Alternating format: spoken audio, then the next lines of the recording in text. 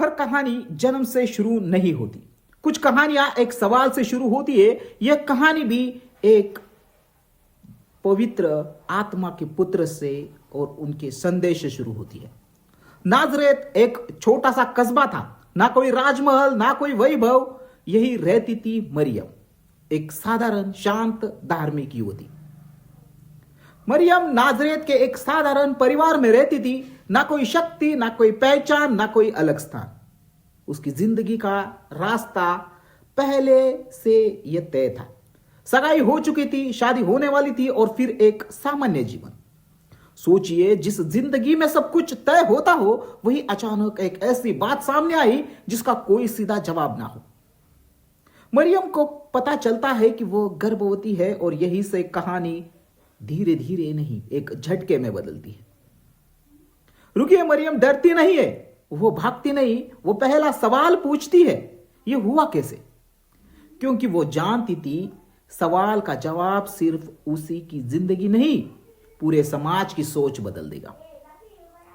यही से कहानी सिर्फ आस्था की नहीं रहती, यह कहानी बन जाती है विश्वास बनाम डर, सवाल बनाम चुप्पी, और एक साधारण सी लड़की बनाम पूरा समाज। और अब असली कहानी शुरू होती है। मरियम के सामने सबसे बड़ी चुनौती डर नहीं थी, सबसे बड़ी चुनौती थी चुप रहना। क्योंकि वो जानती थी सच बोलने पर सवाल उठेंगे और चुप रहने पर उसका भविष्य। यही से भीतर का संघर्ष शुरू होता है। उस दौर में एक अविवाहित स्त्री का गर्भवती होना सिर्फ बदनामी नहीं था, यह कानून, इज्जत और जीवन मृत्यु का सवाल था। सोचिए, एक लड़की अपने ही शहर में अकेली खड़ी है। जिसके साथ सगाई हुई थी, यूसुफ तक यह बात पहुंची, वो टूट गया, लेकिन गुस्से में नहीं। वो जानता था अगर उसने सच उजागर किया तो मरियम की जिंदगी खत्म हो सकती है। कभी कभी प्रेम शोर नहीं करता।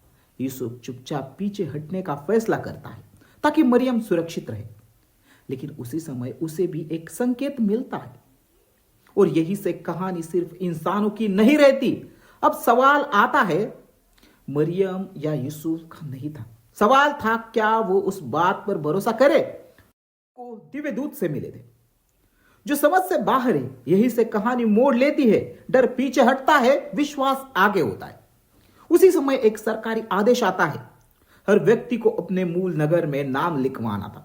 यूसुफ का नगर था बेतलहम, और यही वजह थी कि गर्भवती मरियम को लंबा सफर तय करना पड़ा।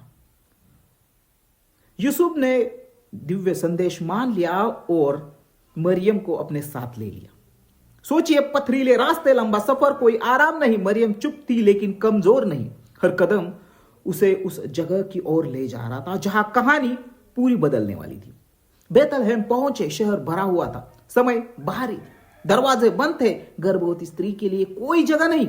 और यही से कहानी सबसे अजीब मोड़ लेती है।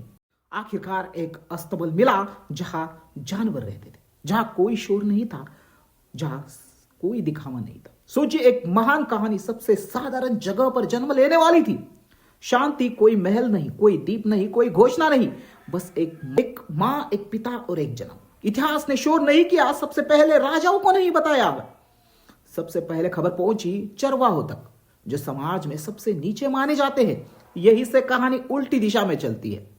अगर यह कहानी शक्ति की होती तो संदेश महलों में जाता, लेकिन यह कहानी मानवता की है, इसलिए सबसे पहले साधारण लोगों तक पहुंची। बच्चे का नाम रखा गया यीशु, जिसका अर्थ था उद्धार। लेकिन उस समय कोई नहीं जानता था यह नाम इतिहास में क्या करेगा। जन्म के बाद भी खतरे खत्म नहीं हुए। सत्ता डर गई थी और डर हमेशा सवाल पूछता है।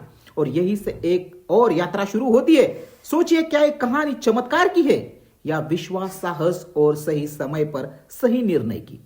शायद दोनों। सच यह है कि यीशु का जन्म ताकत के बीच नहीं हुआ, वो जन्मा डर, सवाल और अनिश्चितता के बीच। और यही से दुनिया बदलने लगी। इतिहास चुप हो जाता है और सोच हम पर छोड़ देता है।